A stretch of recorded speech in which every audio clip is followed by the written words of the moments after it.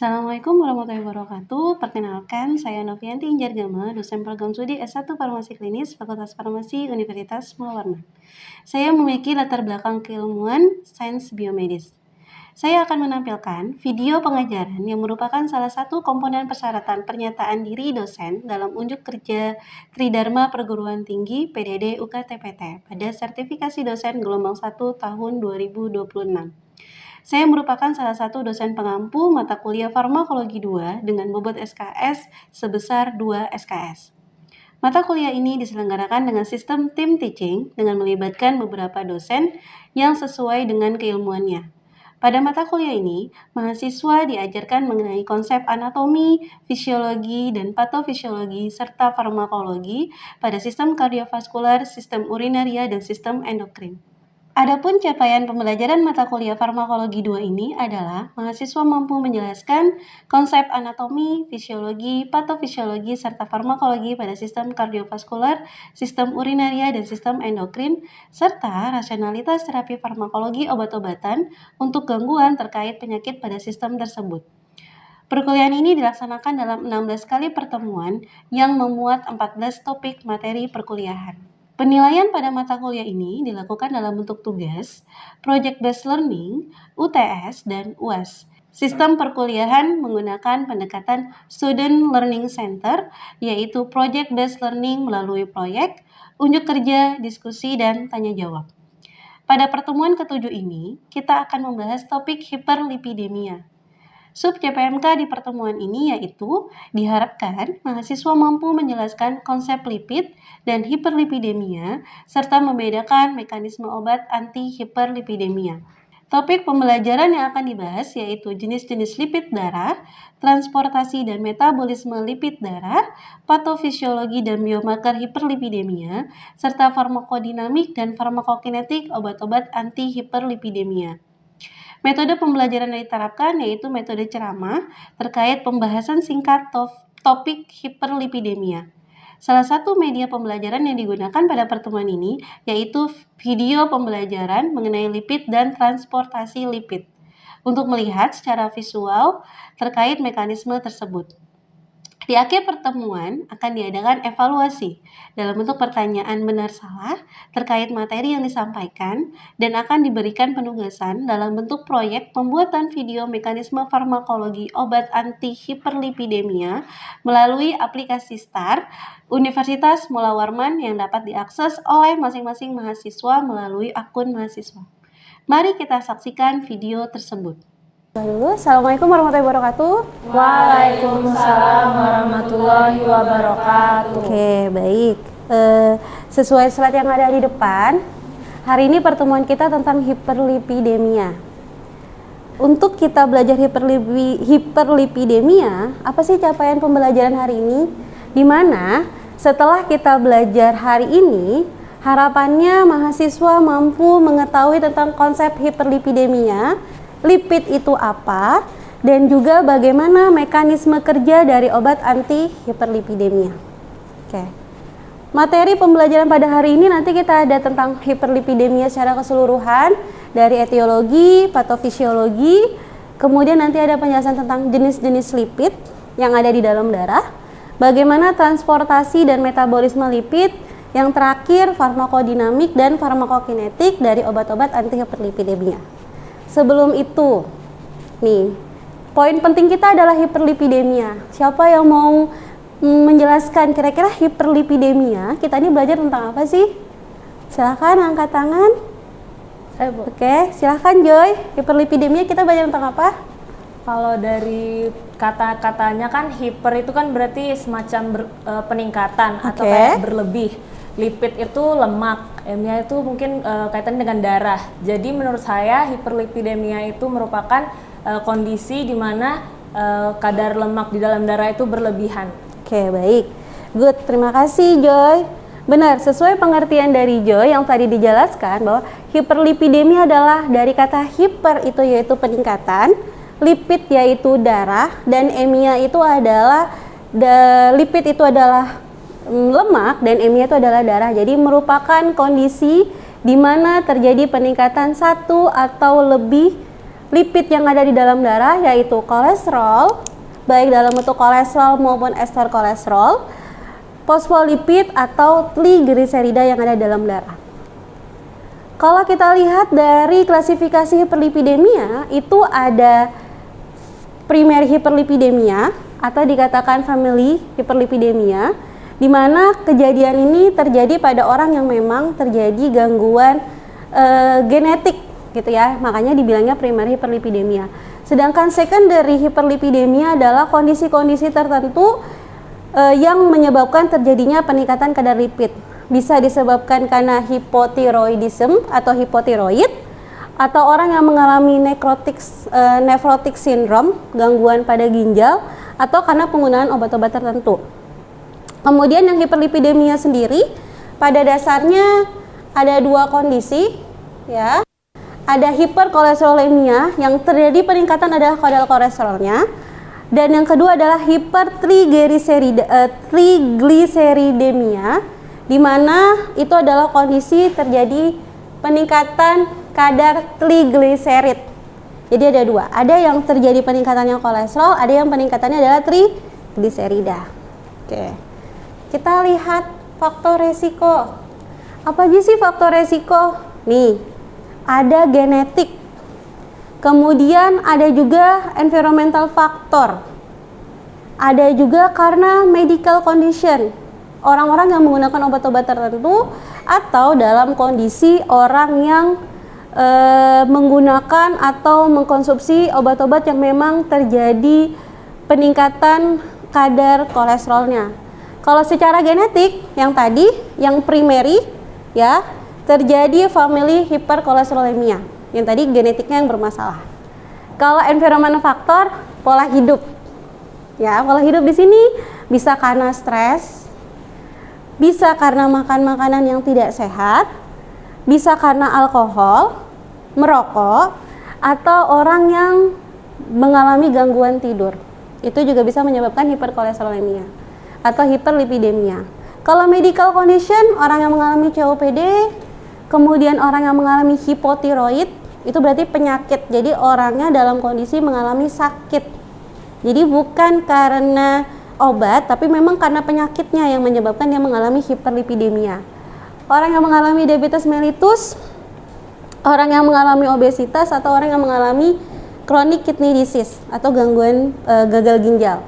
Kalau medication atau obat-obatan, salah satunya adalah antihipertensi, orang yang menggunakan oral kontrasepsi, ya, penggunaan diuretik, penggunaan kortikosteroid, dan penggunaan anti-aritmia. Itu adalah beberapa obat-obat yang bisa menyebabkan hiperlipidemia.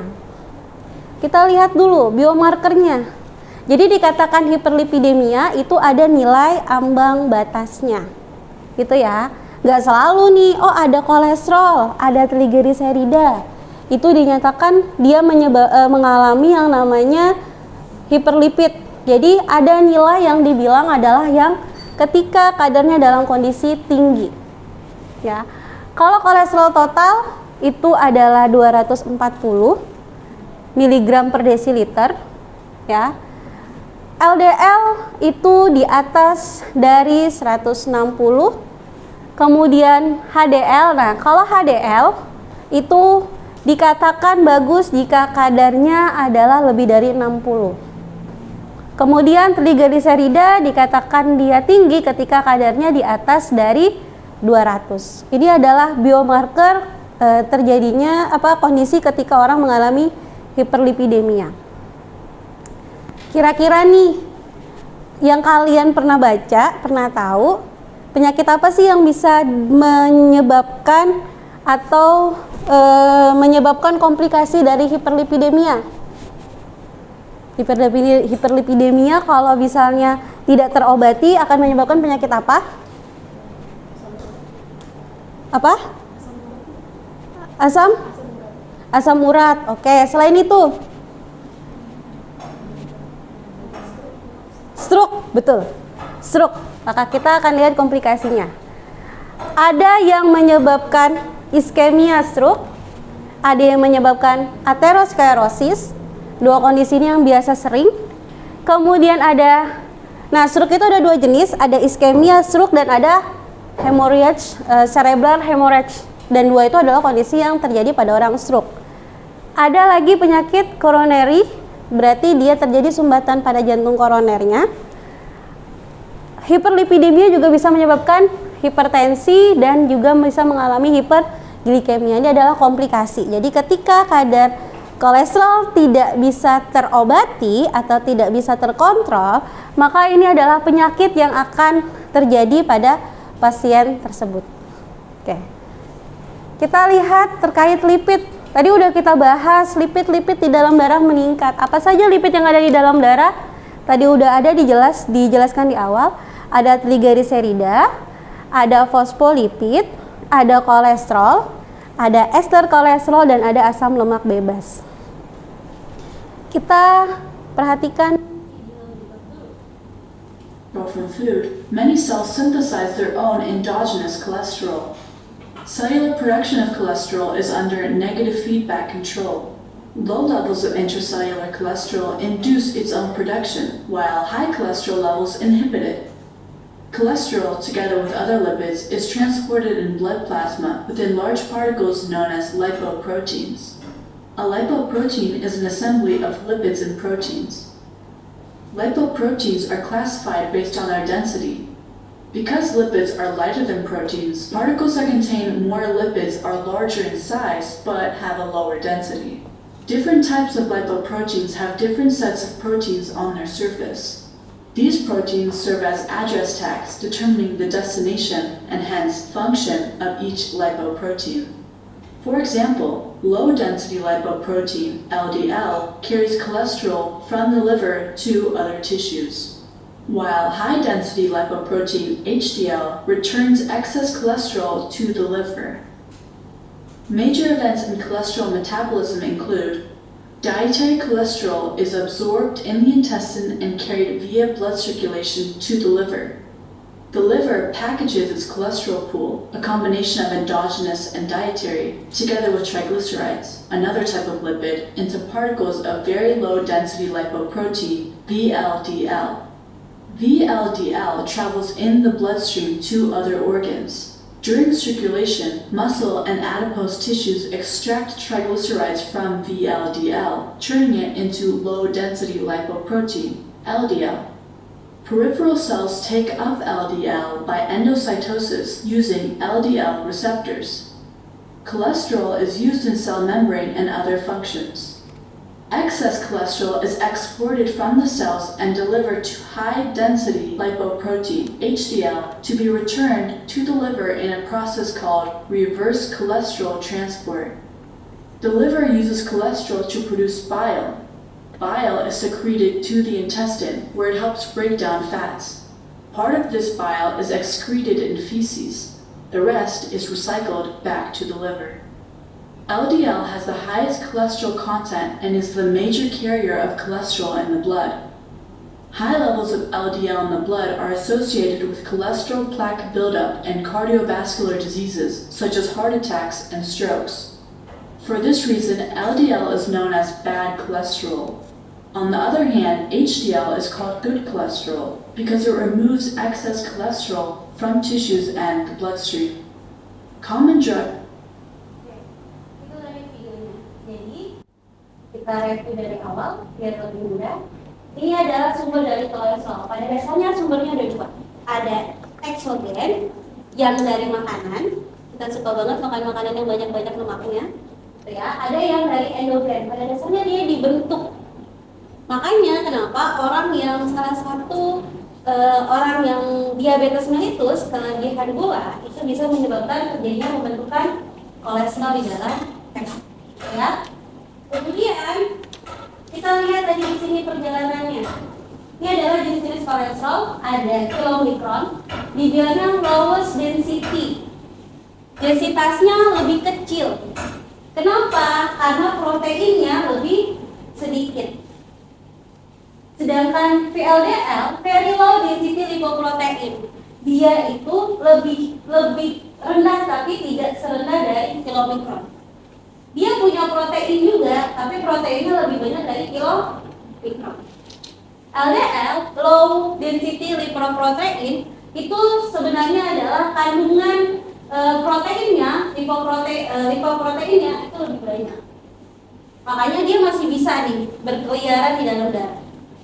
Terakhir adalah high density lipoprotein. Yang high apanya? Bisa lihat di sini, yang high adalah proteinnya. Jumlah proteinnya lebih banyak. Gitu ya. Oke. Semuanya ini punya fungsi yang berbeda-beda. Fungsinya dari yang ada di video, nih, kilomikron itu adalah lipoprotein yang membantu penyerapan kolesterol. Jadi dia yang memindahkan kolesterol yang ada di saluran pencernaan dibawa masuk ke dalam tubuh untuk disimpan di hepa. Setelah disimpan di hepa, kolesterol akan berjalan ke dalam darah melalui apa? Melalui yang namanya very low density lipoprotein. Dia akan beredar di dalam darah. Setelah dia berada di dalam darah, dia akan kasih kolesterolnya. Maka selanjutnya dia akan berubah menjadi yang namanya LDL. Jadi LDL itu adalah perubahan dari VLDL. Dia akan memberikan kolesterolnya, kemudian VLDL akan tetap berada di dalam darah. Maka selanjutnya ada yang namanya kolesterol baik, yang tadi dibilang adalah HDL. Kenapa kolesterol HDL dibilang kolesterol baik? Karena dia membantu, ini kelebihan kolesterol di dalam darah. Dia membawa kolesterol lebih tersebut untuk kembali ke dalam hepa. Jadi kolesterol yang berlebihan di dalam darah akan dikembalikan ke hepa. Tujuannya biar apa? Biar tidak terjadi penumpukan lemak yang ada di dalam darah. Begitu konsepnya. Makanya LDL dikatakan lemak jahat, HDL dikatakan lemak baik, karena dia fungsinya mengurangi kadar kolesterol yang ada di dalam darah. Sampai sini cukup dimengerti? Oke, baik. Maka kita lihat di metabolisme secara keseluruhan. Nah, maka berdasarkan mekanisme tersebut, obat itu dia harus mengikuti dari mekanisme obat antihiperlipidemia. Jadi pada dasarnya obat antihiperlipidemia mengikuti dari pola metabolisme dan transportasi dari lipid itu sendiri. Itu ya. Kita lihat di sini. Oh, dia tadi diserap dari sini berarti. Dia diserap di dalam tubuh dengan kilomikron. Baru dia masuk ke hepa. Seperti itu kan? Baru dibawa ke seluruh tubuh, baru kembali lagi ke hepa. Mekanisme obat anti hiperkolesterolemia atau hiperlipidemia pada dasarnya mengganggu transportasi atau metabolisme dari kolesterol. Ya. Kalau kita belajar terapi anti hiperlipidemia ada dua, ada non farmakologi dan ada farmakologi. Kalau kita tadi lihat, oh etiologinya ada dua nih, ada dari makanan. Maka terapinya lebih ke non farmakologi dengan cara apa? Pertama, salah satunya tadi etiologinya adalah obesitas, jadi menurunkan berat badan.